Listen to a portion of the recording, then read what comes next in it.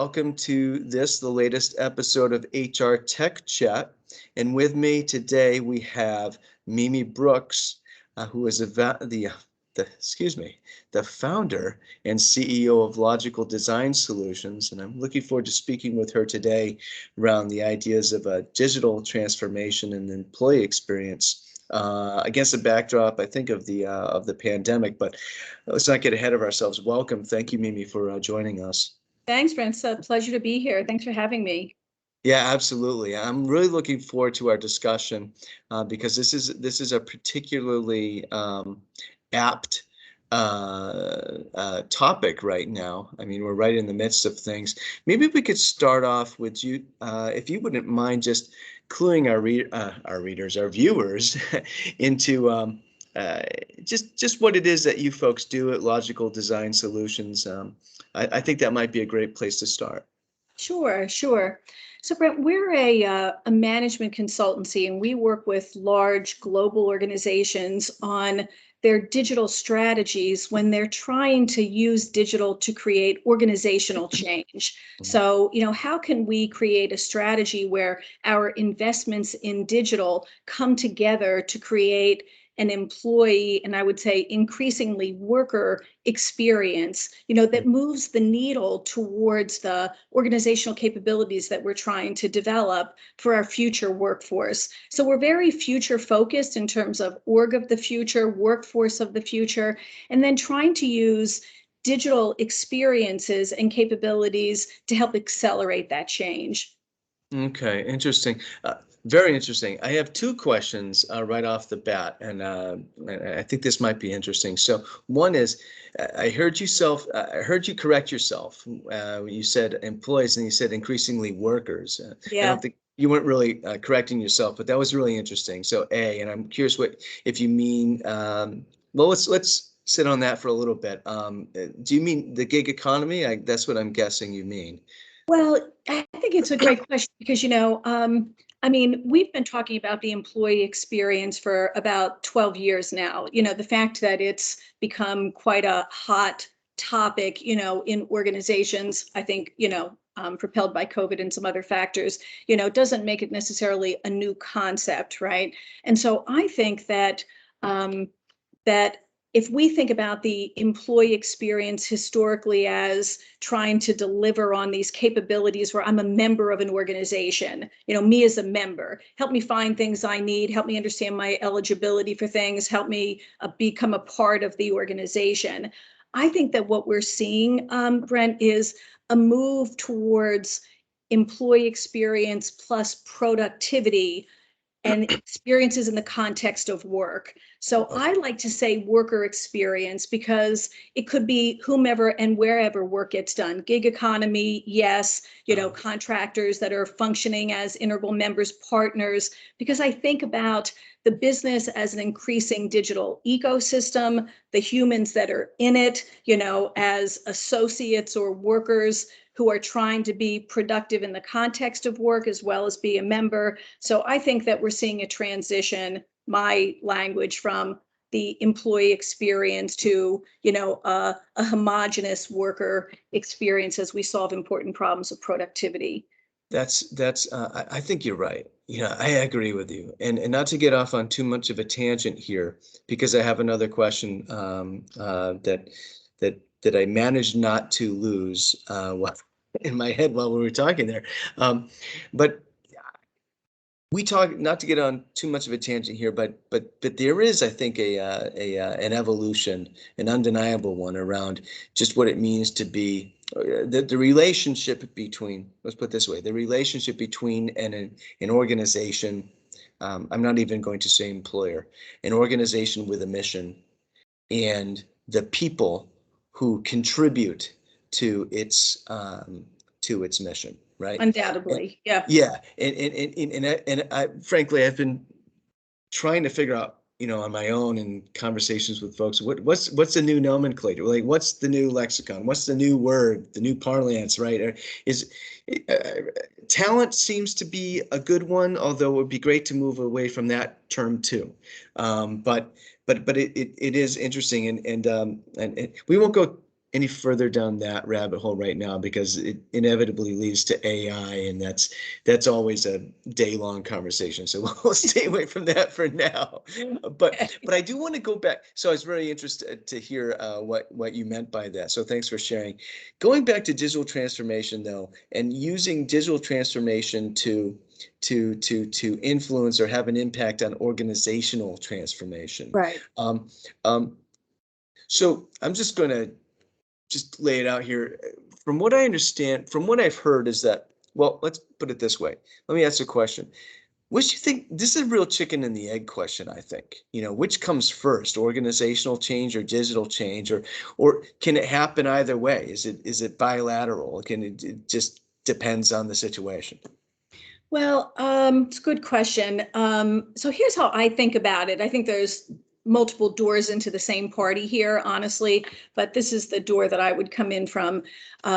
In working with a lot of the organizations, enterprises that we have for a bunch of years now, we first started seeing digital transformation, in about 2008 or so, as enterprises were bringing in technology, digital, social, cloud, analytics, et cetera, all right about bubbling around that 2008, 2010 time period.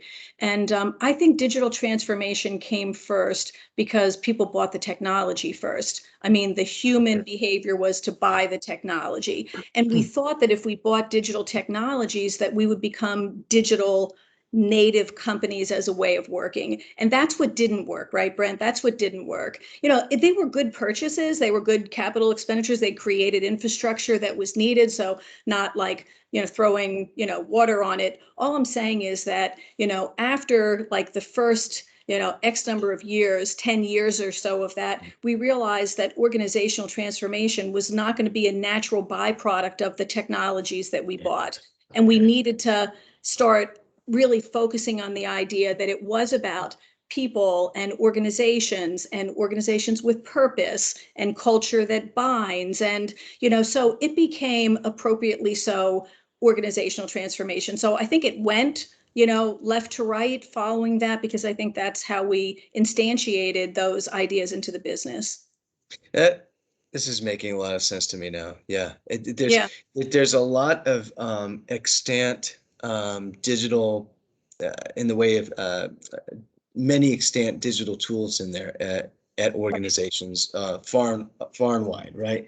And these have been invested in. There's sunk costs. They're there, right? And and we thought these organizations thought that these tools would essentially sort of not well facilitate. They knew they would facilitate, but they didn't know if it would.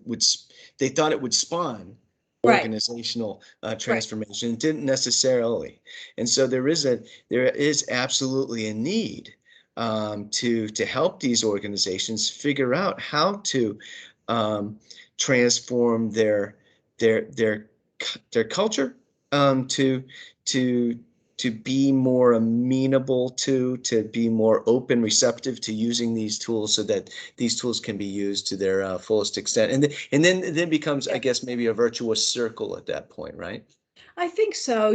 I think that hence why, right, Brent, in the last 5 years, there isn't a conference, industry conference that you show up to where culture isn't big on the agenda, right? Yeah. I mean, everybody started doing the culture is the glue, which really makes a ton of sense. But, as we, in my opinion, as we evolve these models, what we're finding is that culture really needs to become two things: purposeful in terms of the business, it goes up to purpose, and then it goes slightly down to ways of working. In other words, culture alone as a commitment idea, isn't the gap closer. The gap closer is organizational purpose that makes people feel that their personal purpose belongs in this company. I belong here. That's why they're leaving to go places that they think they belong to better.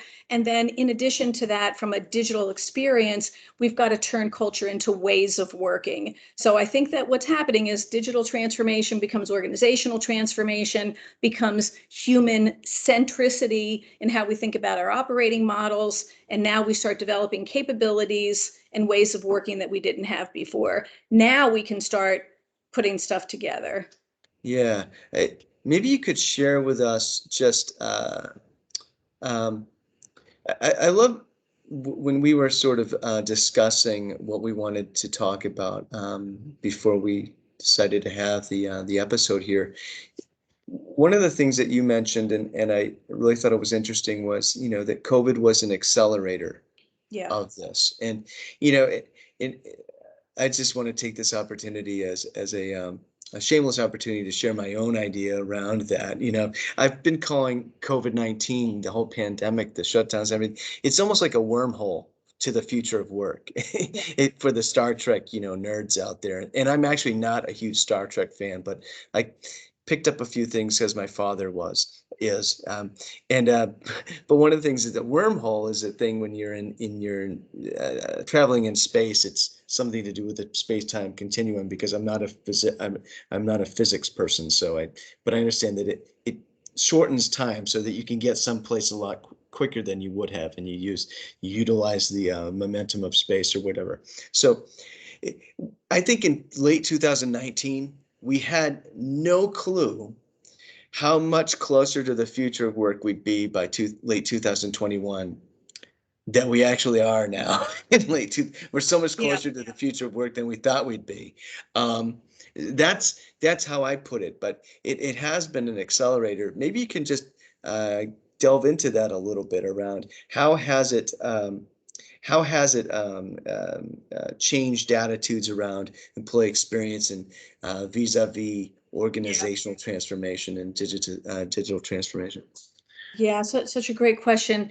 Just if I can, I can say that I think that the backdrop before COVID, Brent, was digital transformation, right? Which was already exponential and combinatorial in terms of how the technologies were going to accelerate on top of each other. They combine, they accelerate, and that is essentially digital transformation, game changing advanced digital technologies combined with human behavior, not in other societal issues, right? And we get this exponential change. So I think that was the backdrop. And then to your point, like you say, wormholes, I think that's an interesting analogy. I think of them as tipping points. And I think it's Yeah. similar, in terms of Mhm. the phenomena that you're pointing to. So sometimes things seem to start out Yeah. gradually, and then they tip, you know what I mean? And then they tip. Yeah. And sometimes there are accelerators to tipping things. And that's how I look at COVID. It was, we were cooking, it had to tip at some point, and then COVID really spilled, the beans on the floor here. And I think that when Yeah. it did that, right, it tipped because it created, motivation and context, the motivation for people to adopt tools and ways of working that we might have been spoon feeding them, expecting change to Mm. happen under a normal, longer term idea of change, and then Yeah. it accelerates on itself, right? And so I think it created motivation, for leaders, especially people say workers, leaders in a lot of ways, Brennan, leaders in a Mhm. lot of ways became, the advocates and the folks that finally, let the handcuffs off and let the teams work, right? So leaders, in combination with I think context. So motivation and context plus tipping points to me, can do kind of crazy things. And I think we're seeing that on the back of course, a highly unfortunate, event. So Yeah. yeah, I do think it was an accelerator. But I think sometimes people view the accelerator, without seeing the backdrop that was being accelerated, which Mhm. is digital transformation. You know what I mean? Like you Yeah. have to have the Yes. backdrop, otherwise, what are you talking about?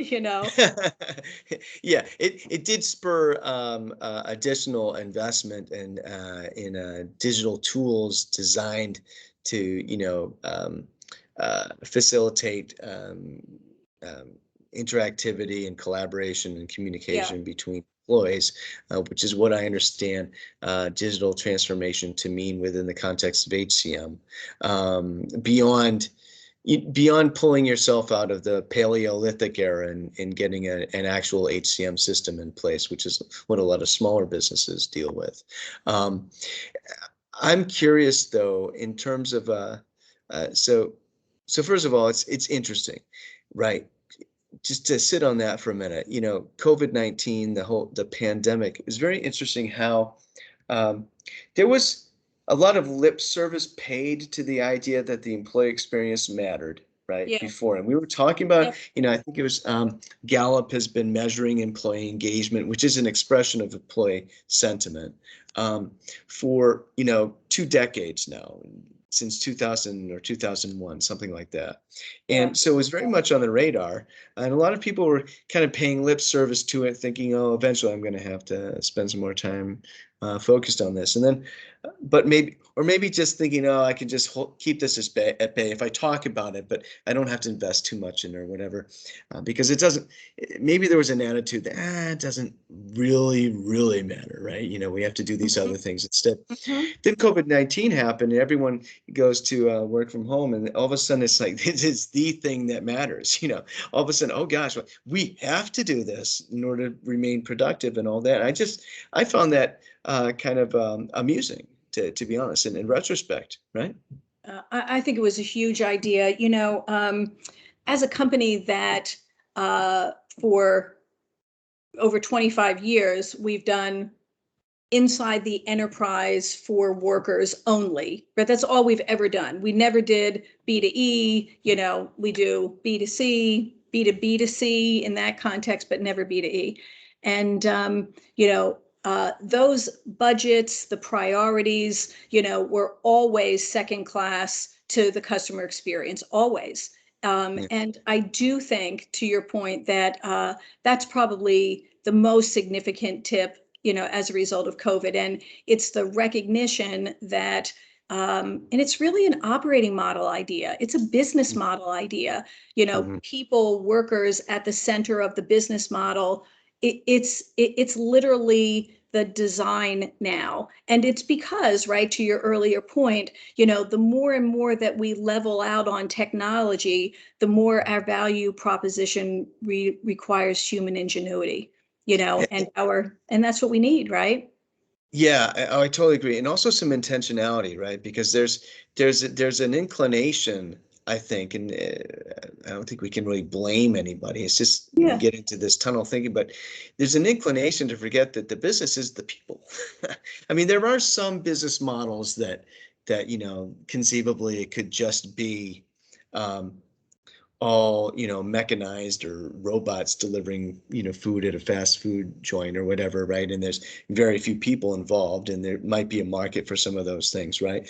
But a lot of businesses have, even though the big um, objective in business goal is to make profits and and make money, right? In that pursuit, there's a tendency to forget that yeah, but your business is nothing without its people, right? The people are what constitutes the business. So Yeah. it's almost like an existential question. And uh, one thing that I wanted to just ask, though, is just thinking about organizational transformation, right?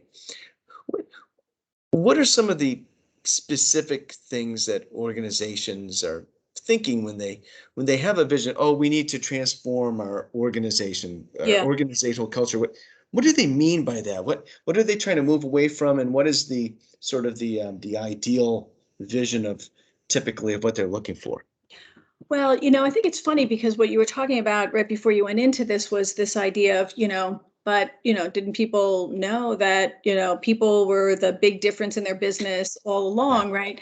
But if you look at our organizational systems and structures, they're hierarchical and people are at the bottom. Like it doesn't, they're at the bottom, of the hierarchy by design, like emphatically by design, undeniably by design. And so I think that what Charos are trying to do in alignment with the CEO's objectives in terms of transforming the business. That's where I think it's coming from. Marketplace disruption, business transformation, organizational transformations. I think the line of sight.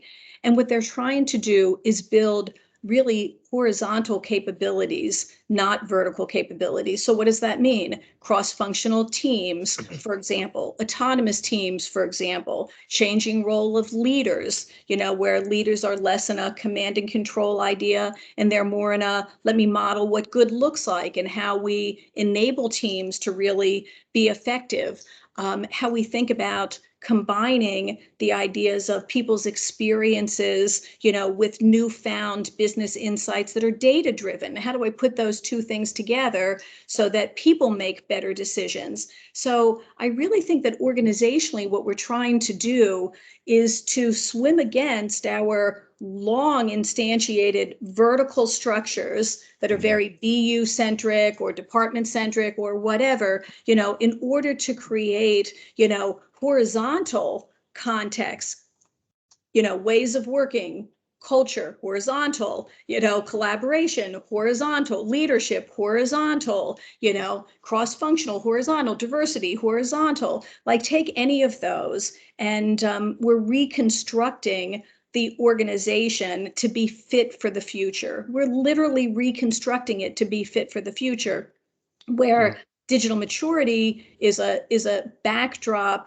of a driver that's just simply going to be, an integral part of how we work, from the actors in the ecosystem, humans and machines, to all the other things that you want to talk about. So that's what we do a lot. A lot of what we're doing is coming in and meeting with the CHRO, or, the owner of culture, or the chief transformation officer, or all of them, who are collaborating, frankly, more than they ever have before, which is great, as we try to break down silos and build organizational capabilities that are horizontal. It's a good place to start. Yeah, you know what? You mentioned breaking down silos, and I think you mean in within the C-suite, especially. Not only, but definitely, right? And have you you must have heard of this, or well, I just stumbled across it by accident, and it's like, oh wow, that's actually kind of like something I was thinking, and then I thought to myself, well, of course somebody else thought of it first, right? That's how. But Accenture came out with an idea a couple years ago, 2019, the summer of 2019. Is the idea is whole brain leadership, and it's this idea that that there's sort of a left brain and a right brain in the in any given C-suite person, right? And there are more, and the idea is that the best leaders, this was the idea, this was the idea, excuse me, that the best leaders in organizations are able to combine their left brain and right brain thinking. And I looked into left brain and right brain, and I learned that that is actually a somewhat discredited um, hypothesis about how the mind works, but it doesn't mean that it's not still a good metaphor or analogy, right? That there's the right brain thinking is more creative, left brain is more, analytical and math based, numbers based. And so they came up with the leaders that have a more of an integrated whole brain approach to their leadership. Those organizations perform better along various commonly understood indicators of organizational success. So I found it so interesting that this was a little bit of a leap, but when you mentioned that all these folks in the C-suite are essentially, or vice presidents, as senior Yeah. vice presidents and C-level people, they're collaborating more, kind of cross training, if you will, cross pollination there to make sure that the culture improves. Well, it kind of fits in with this idea that we have at 360 Insights, that the C-suite has their more left brain thinking C-suite executives and more right brain thinking C-suite executives. So the CHRO might be considered to be maybe more of a people person if you're going into HR, or certainly the chief people officer, right? Whereas you look at a CFO, very left brain, right? Very much numbers based and all that sort of thing. And if you're an organization, you want those folks, you want all your more left brain inclined and more right brain inclined C-suite executives collaborating, working together as a whole, so that the C-suite is being as whole brain, as much of a whole brain leader for the organization as possible, if you will, right? So I just thought that was interesting, going back to your idea of getting these different stakeholders in organizational leadership working together, and that's a good thing. Um, yeah, and and it is about horizontal Mhm. structures, right? It Moving is. away from hierarchy. And that was the one other thing that really struck me about what you said is, we have, from what I've read and what I've, go down the rabbit hole on YouTube with some of these folks in there, right? And what I understand is that our tendency as humans is to be hierarchical, and that so it's kind of an uphill battle to combat that. But it's the potential yield for that is very, very positive. So maybe Yeah. you could maybe you could expound on that a little bit. Well, let me say, so, you touched on a lot of important points. I think to the start of the discussion on the Accenture model that you referred to, I think that there's a lot of, really good and useful thinking around how we redefine, the role of leaders, from our closest to the front line people leaders to, our strategic leaders, that operate across the organization. So I think that makes a whole lot of sense because, as no sustainable change is going to happen unless we get leaders leading it for all the obvious reasons. So I think that's a big idea. I think though, just to take one piece of what you're saying, Brent, is that I feel that there's never been a time that I can really think of outside of, a few, catastrophic event times, 9/11, other things like this, which I'll let Yeah. go, that we've seen such an honest, attempt by leaders to build horizontal capabilities across the organization. They all, I really believe, realize now, that they simply must create capabilities that they don't have today in order to be competitive, in this fast running, digital economy that we're living in. I think they all get that. The CEOs get it. They certainly get it. And I think the issue now is how to do that, not if we should do that, and when we should have done it. And the answer is we're running a little late here, but what's the best way to do it? So I think that there's universal agreement, that you can say, let's pick the critical business capabilities that we need to build that align, most critically to our business model and focus on those. And I think you get a lot of people, pricking their finger on that, relative to a good idea, and the Charo leading it on behalf of the organization, which is why you have to get to the worker experience that you and I were talking about before, Yeah. because the people that are running those lines of business need help in how their business works. They don't need Mhm. help signing people up for benefits. They need help in how their business works. You know what I mean?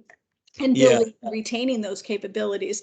So I think it's promising, but I think we need good operating strategies for how to do that. Yep. Mm. Oh, I agree with you, and the benefit to it is you have far more talent mobility in your organization, within the organization, so that you can build the teams you need for the realities that the organization faces at any given moment, right? So you have more flexibility and agility, right? These It's are true in terms hiring too, right, Brent? It's true in hiring too. You can now hire out of adjacent markets. yeah. You can hire from industries that you never considered hiring from before because you change a bit of the prioritization, of long tenured industry skills to, some of these, either leadership or durable skills or cultural skills or some of the other things. So it opens up a lot of opportunities now that we can think broadly about how we, want to structure our workforce. We've had some conversations on. I'm so glad you brought that up because we've had some conversations lately on the podcast around, hiring for soft skills as opposed to falling back on sort of old think eligibility requirements and these sorts of things, and looking more or seeing past performance as necessarily an indicator of future success, Yeah. as opposed to hiring for soft skills, and we don't, and what we think what we think we know, what we believe we know, are factors in a person's ability to be a leader usually aren't actually the factors. So Yeah. there's Yeah, a I lot to be agree. said Yeah, a lot to be said around even psychometrics, modern psychometrics, and all of that, and AI helping to taxonomize, or excuse me, to create an ontology, excuse me, of an organization's internal skills, so that you know who you need to hire, soft skills, right? So that you know who you need to hire externally versus who you might have internally that might benefit from a leadership um, role. Yeah, Yeah. absolutely. Absolutely. Yep. I see that. I see that a lot. And as you know, these changes come with, two steps forward, one step back idea. But I think that that's the sign of the times that we live in, right? I mean, it's true for workers as an adaptability idea. It's true for leaders. Like we all have to be comfortable in taking the first step without necessarily knowing, where the next step goes. I mean, that's just where we are. Yeah, you just have to, uh, uh, take a leap of faith, in a sense, as an organization, and believe in your organizational transformation. Maybe we should conclude there. That's actually pretty. That was pretty deep. Thank you so much, Mimi, for joining us today. It's been a real pleasure to have you on the podcast. Thank you so much. This was fun, Brent. I really appreciate it. So thanks for your time, and maybe we'll see you again another time. Oh yeah, absolutely. Take care. Bye bye. Take care. Bye bye.